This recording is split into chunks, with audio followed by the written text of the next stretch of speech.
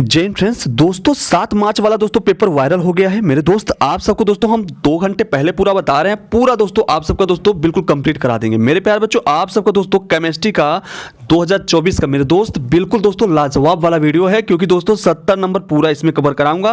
पूरा दोस्तों सभी महत्वपूर्ण क्वेश्चन लेकर आया हूं, जिसमें दोस्तों आपको ऑब्जेक्टिव क्वेश्चन, आपके अति लघु लघु और दीर्घ प्यारे बच्चों, साथ ही IUPAC नाम जो दोस्तों डायरेक्ट पेपर पूछा जाता है, सबका सब दोस्तों हम तैयार करा दूंगा। बस इतना ही करना है प्यारे बच्चों कि आप सबको अपने सभी मित्रों में प्लीज एक बार जरूर शेयर कर देना, जिससे हर एक बच्चे को दोस्तों फायदा हो सके। और दोस्तों एक काम और, आप सब चैनल पे नए होंगे, चैनल सब्सक्राइब कर लीजिएगा। बहुत बच्चे नहीं किए हैं, जरूर कर लेना, जिससे दोस्तों नेक्स्ट वीडियो का नोटिफिकेशन तुरंत आप तक पहुंचे। ठीक है, चलो दोस्त देखिएगा, पहला ऑब्जेक्टिव क्वेश्चन हम आपको बताने जा रहे हैं, जो कि दोस्तों बहुत ही महत्वपूर्ण ऑब्जेक्टिव क्वेश्चन है। देखिएगा, और यहीं से पूछा जाएगा, इससे बाहर दोस्तों एक भी क्वेश्चन नहीं आएगा दोस्तों, तो आके मुझे बता देना। देखिए क्वेश्चन क्या है दोस्तों, शुद्ध जल का मोलरता होता है, तो आप कहेंगे सर जी इसका 55.56 होता है। राइट आंसर यही होगा आपका, बिल्कुल दोस्त यही होगा आंसर।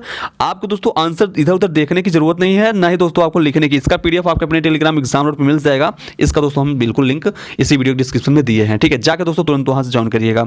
अगला है प्यारे बच्चों, निम्नलिखित में से किसमें प्रति एकक कोशिका परमाणु की कुल संख्या 2 होती है? तो आप कहेंगे सर जी इसका राइट आंसर हमारा सेकेंड ही हो जाएगा, अंतः केंद्रित घनीय एकक कोशिका इसका क्या हो जाएगा, राइट आंसर हो जाएगा। चलो प्यारे बच्चों नेक्स्ट क्वेश्चन की ओर बढ़ते हैं।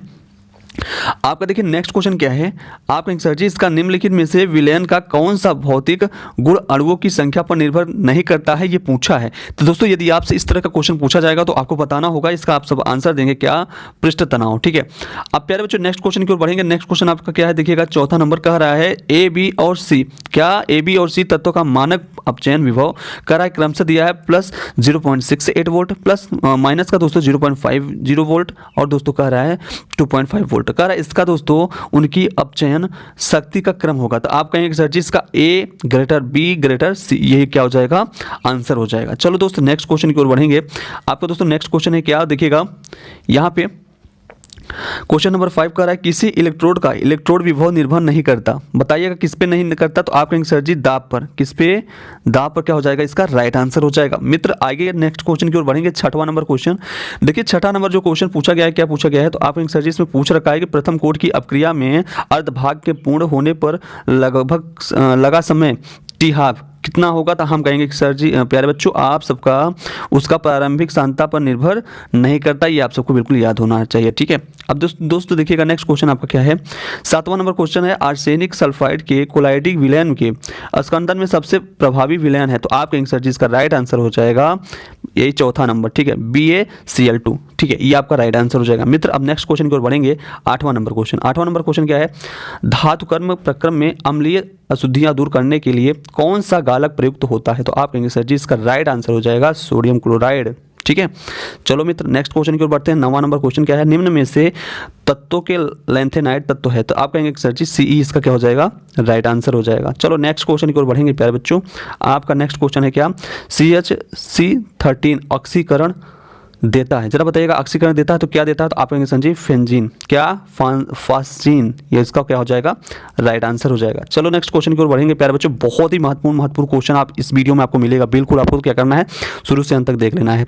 आयु को क्षार के साथ गर्म करने पर कौन आयोडोफॉर्म नहीं बनता है? बताइएगा कौन सा नहीं बनता है? तो आप कहेंगे सर जी इसमें हमारा जो आंसर दिया है सेकंड, यानी एथेनॉल ही क्या हो जाएगा, राइट आंसर हो जाएगा। ठीक है, चलो नेक्स्ट क्वेश्चन की ओर बढ़ेंगे प्यारे बच्चों। आप सबका क्या है, 12 नंबर क्वेश्चन, अमीनो का जलीय विलयन होता है, जरा बताइएगा अमीनो का जलीय विलयन जो होता है वो कैसा होता है? आप कहेंगे सर जी उभयधर्मी होता है। ठीक है, चलिए नेक्स्ट क्वेश्चन प्यारे बच्चों आप सबका, देखिए यहाँ पे कह रहा है विटामिन डी का रासायनिक नाम, जरा बताइएगा विटामिन डी का रासायनिक नाम आपको पता है? यदि पता होगा दोस्तों तो आप सब तैयार करके जाना, और अच्छी बात है, और दोस्तों यदि नहीं तैयार होगा तो आप सब तैयार कर लेना। ठीक है, कैल्सीफेरोल होगा इसका राइट आंसर। चलिए प्यारे बच्चों नेक्स्ट क्वेश्चन की ओर बढ़ते हैं।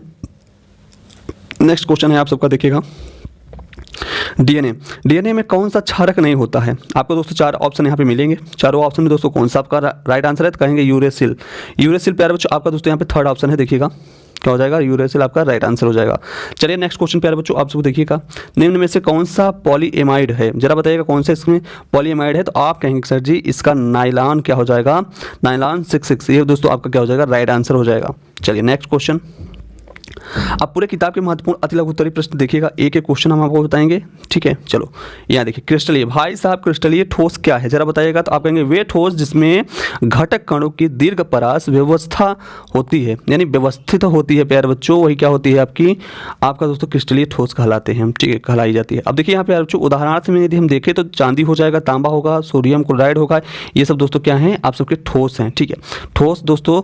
और दोस्तों इसमें घटक कणों की क्या होती है, दीर्घ परास होता है, ठीक है, ये आप सबको बिल्कुल तैयार करके जाना है मित्र। नेक्स्ट क्वेश्चन आपका क्या है देखिएगा, यहाँ पे समपराशरी विलयन में विलयन किसे कहते हैं जरा बताइएगा। तो आप कहेंगे ऐसे विलयन जिसके पराशरण दाब समान ताप पर क्या होते हैं, समान हो, समपराशरी विलयन कहलाते हैं। यदि बात करें कि इसका आगे दोस्तों, तो दो समपराशरी विलयनों को अर्ध परागम झिल्ली द्वारा पृथक करने पर पराशरण नहीं होता है। ये आपको महत्वपूर्ण बात थी, ये याद रखना है, ठीक है प्यारे बच्चों, बहुत इंपॉर्टेंट क्वेश्चन है, जितने भी क्वेश्चन बताएं। प्रथम सेल क्या है, ये मेरा प्यारे बच्चों आप सबको डायरेक्ट पूछा जाएगा। इस सब प्रथम सेल वे सेल हैं जिसकी डिजाइन ऐसी होती है कि उन्हें प्रयोग करने के बाद पुनः आवेशित नहीं किया जा सकता, ठीक है। उदाहरणार्थ की बात यदि हम उदाहरणार्थ देखें तो आप कहेंगे सर जी शुष्क सेल, यानी दोस्तों जो आप बैटरी टॉर्च में ये सब में यूज करते हो दोस्तों, वो शुष्क सेल होता है, आप सबको याद होना चाहिए, ठीक है, धनात्मक होता है, ठीक है, इंपॉर्टेंट है, याद रखना मित्र। जैसे कि अब इतना आपको वो पता हो गया, तो और दोस्तों मान लीजिए 7 नंबर 5 नंबर पूछ लेगा तो इसको जोड़ के नहीं लिख सकते हो, खुद से बना के लिख लोगे यार। ये दोस्तों शुरू की लाइनें दी, आप आगे लिखते हो तो एग्जामिनर बस इतना ही पढ़ता है। हम लोग जैसे दोस्तों कॉपी चेक करते हैं तो यही सब पढ़ते हैं, ज़्यादा नहीं पढ़ते हैं कुछ, ठीक है। कोलराउस का नियम क्या है, कोलराउस के नियम को समझाइएगा जरा बताइए क्या होगा दोस्तों कोलराउस का नियम। तो आप कहेंगे सर जी इसमें इस नियम के अनुसार किसी विद्युत अपघट्य की अनंत तनुता पर चालकता इसके धनायनों तथा ऋणायनों की मोलर चालकताओं के योग की क्या होता है, बराबर होती है, यदि प्रत्येक चालकता पद को विद्युत अपघट्य सूत्र में उपस्थित संगत आयनों की संख्या से गुणा किया जाए तो, ठीक है, आपका दोस्तों क्या हो जाएगा, कोलराउस का यही नियम कहलाता है, याद रखना है बिल्कुल अच्छी तरीके से। चलिए दोस्तों नेक्स्ट क्वेश्चन आपका पांचवा नंबर, फैराडे का विद्युत अपघट्य का द्वितीय नियम, भाई साहब डायरेक्ट पूछा जाता है, ठीक है। उत्तर देखिएगा, इस नियम के अनुसार जब श्रेणी क्रम में जुड़े विभिन्न विद्युत अपघट्यों के विलयनों में समान मात्रा में विद्युत प्रवाहित की जाती है तो इलेक्ट्रोडों पर मुक्त या एकत्रित पदार्थों के द्रव्यमान उनके तुल्य भारों के क्या होता है, समानुपाती होता है, जो कि दोस्तों आप सबको बिल्कुल याद होना चाहिए, रट के जाना मित्र। इसका PDF आपको अपने टेलीग्राम एग्जाम रोड पर मिल जाएगा, ठीक है। चलो अब आए प्यारे बच्चों, आपको हम दिखाते हैं इसका दोस्तों नेक्स्ट वाला क्वेश्चन, छठवां नंबर क्वेश्चन क्या कह रहा है, अभिकारक अणुओं के मध्य टक्कर के फलस्वरूप अभिक्रिया होने की संभावना का मूल कारक क्या है जरा बताइएगा। तो आप सर जी इसका राइट आंसर हो जाएगा टक्कर में भाग लेने वाले अणुओं की सक्रियण ऊर्जा, ठीक है। अब नेक्स्ट क्वेश्चन प्यारे बच्चों देखो, सातवां नंबर क्वेश्चन क्या है, स्वर्ण संख्या या स्वर्णांक की परिभाषा दीजिएगा। आप कहेंगे सर जी जो स्वर्ण संख्या होता है उसकी परिभाषा यदि हम बात करें तो रच्छी कोलाइड की शक्ति को स्वर्ण संख्या कहते हैं। कौन से, रच्छी कोलाइड की शक्ति के स्वर्ण संख्या कहते हैं, ठीक है, आपसे व्यक्त किया जाता है। और देखिएगा यहाँ पे स्वर्ण संख्या की परिभाषा निम्नलिखित प्रकार से दी जाती है, कैसे दी जाती है जरा इसको आप सब बहुत गौरपूर्वक यानी ध्यान से देख लीजिए। किसी द्रव्य स्नेही क्लोराइड की स्वर्ण संख्या उस मिलीग्राम में वह भार है जो गोल्ड साल के 10 मिली में उपस्थित होने पर 10% NaCl विलयन के 1 मिली को डालने पर साल के लाल रंग से नीले रंग में परिवर्तित होने को रोकने के लिए पर्याप्त होता है दोस्तों स्वर्ण संख्या, यानी रच्छी साल की शक्ति व्यक्त करने का प्रतीक है, ठीक है। स्वर्ण संख्या जितनी अधिक होगी साल क्या होगा उतना प्यारे बच्चों साल आपका साल की स्कंदन शक्ति उतनी ही कम होगी, याद रखना। कम स्वर्ण संख्या होने पर साल का स्कंदन शक्ति अधिक होती है, ये आपको ध्यान देना है, ठीक है मित्र। अब देखिए नेक्स्ट क्वेश्चन प्यारे बच्चों, नैनो पदार्थ किसे कहते हैं। डायरेक्ट क्वेश्चन पूछा जाता है। नैनो पदार्थ ऐसे पदार्थ जिसका आकार 1 से 100 नैनो अर्थात यदि हम बात करें 1 से 100 नैनो पैमाने पर के अंतर्गत होता है, नैनो पदार्थ कहलाते हैं, ठीक है। चलिए नेक्स्ट क्वेश्चन प्यारे बच्चों देखिए आपका दोस्तों 9वां नंबर क्वेश्चन जो है बहुत ही महत्वपूर्ण क्वेश्चन है। क्या, कॉपर के दो प्रमुख अयस्कों के नाम और सूत्र। भाई साहब पूछा जाता है डायरेक्ट, कॉपर के 2 प्रमुख अयस्क कौन से हैं, क्यूप्राइट है, Cu2O, ठीक है, Cu2O है, याद रखना। वह दोस्तों आप सब कॉपर पायराइट, ये होगा CuFeS2, ठीक है, S2। आयो प्यारे बच्चों ये भी आपको तैयार हो गया होगा। देखो यहाँ पे उत्कृष्ट गैस अक्रिय क्यों होता है जरा बताइएगा, और इसके द्वारा बनाए गए 2 यौगिक के सूत्र लिखिए। और कह रहा है या क्वेश्चन पूछ लिया जाता है उत्कृष्ट गैसों के अक्रिय होने का कारण लिखिएगा, हमेशा पूछा जाता है। चलिए आंसर इसका देखिए प्यारे बच्चों, उत्कृष्ट या अक्रिय गैसों के सभी कक्ष पूर्णतया भरे होने के कारण ये संतृप्त होती हैं और कारण रासायनिक रूप से निष्क्रिय होती हैं। इन तत्वों के आयनन विभव अस्थायी इलेक्ट्रॉन कक्षा होने के कारण उच्च होते हैं।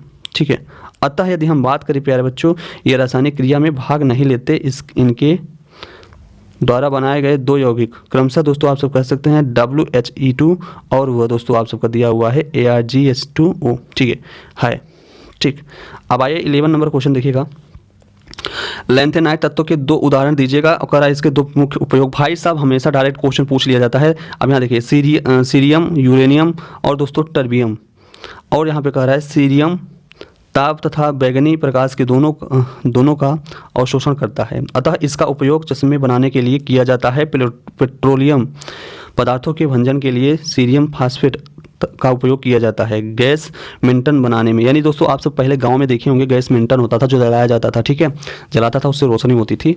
ठीक है, ग्लास पॉलिश, पहले कहाँ था दोस्तों ये सब इन्वर्टर था, है ना, ये सब जनरेटर पहले नहीं था, तो दोस्तों यही सब का यूज किया जाता था। गैस मेंटन का गैस में लगा के जलाया जाता था, अच्छे से दोस्तों रोशनी होती थी। ठीक है, अब देखिए सीरिया दोस्तों CeC2 का उपयोग होता है। ठीक है, अब देखिए प्यारे बच्चों आपका दोस्तों इसका लास्ट वाला क्वेश्चन है दोस्तों, उसके बाद दोस्तों हम आपको IUPAC नाम बताएंगे। ठीक है, लैंथेनाइट तत्व के दो उदाहरण दीजिएगा, इनके दो मुख्य उपयोग। प्यारे बच्चों वही क्वेश्चन है, रिपीट किया गया है, आप सब देख सकते हैं। ठीक है, अब देखिए प्यारे बच्चों हम 13 नंबर क्वेश्चन ये वाला, लिगेंड क्या है, इसके दो उदाहरण दीजिएगा। जरा देखिए इसका वह आणविक अथवा रासायनिक स्पीसीज जो संकर यौगिक के केंद्रीय धातु परमाणु अथवा आप कह सकते हैं आयन में अस्थायी रूप से जुड़ा होता है, यानी होती है, लिगेंड कहलाता है। ठीक है, चलिए IUPAC नाम दोस्तों नियमों का उपयोग करते हुए दोस्तों निम्न का नाम बताना है। ठीक है, बहुत ही महत्वपूर्ण है, हम 8 दोस्तों IUPAC नाम यहाँ पे बताए हैं। ठीक है, आपका पोटेशियम ट्राइक्सेलेटो एल्युमिनियम, भाई साहब ये जितने भी अब आपको बताए हैं पूरे दोस्तों सभी एकदम बहुत ही ज़्यादा महत्वपूर्ण है। इसका दोस्तों हम सभी का दोस्तों हम आपको PDF इसका दे रहे हैं, सभी का दोस्तों आप सब रट लेना, इससे बाहर मित्र नहीं आएगा। आप सब देख सकते हो ये सभी दोस्तों क्वेश्चन हर साल पूछे गए क्वेश्चन है। ठीक है, सबका दोस्तों हमने यहाँ पे लिखा हुआ है। ठीक है दोस्त, आज की वीडियो में बस इतना ही। वीडियो को फुल वॉच करने के लिए आप सभी विद्यार्थियों को दिल का बहुत बहुत धन्यवाद। नेक्स्ट वीडियो का इंतजार करिए, बहुत ही जल्द ला रहा हूँ और पूरा दोस्तों अच्छे से आपको हम तैयारी करा के तब आपको भेजेंगे, परेशान नहीं होना है। ठीक है, ताकि दोस्तों आप सब अच्छे से अच्छे मार्क्स के साथ पास हो जाएं। चलिए दोस्तों, चैनल नए होंगे चैनल सब्सक्राइब कीजिएगा, बेल आइकन प्रेस कीजिएगा, अपने सभी मित्रों जरूर शेयर कर दीजिएगा। जय हिंद प्यारे बच्चों, जय भारत।